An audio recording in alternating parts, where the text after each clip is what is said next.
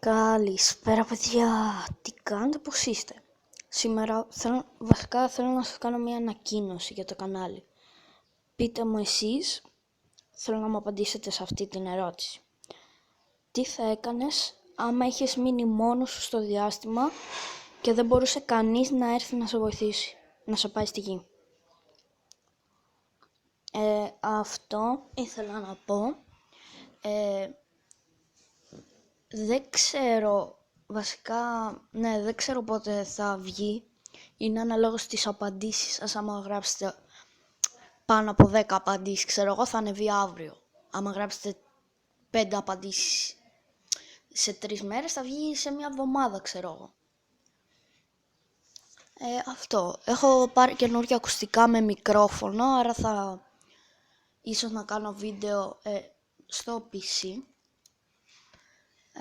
Αυτά. Άμα σας άρεσε το βίντεο, που θα σας άρεσε, ήταν τέλειο, κάντε ένα like, ένα subscribe και ένα comment για την ερώτηση που σας έκανα. Γεια σας.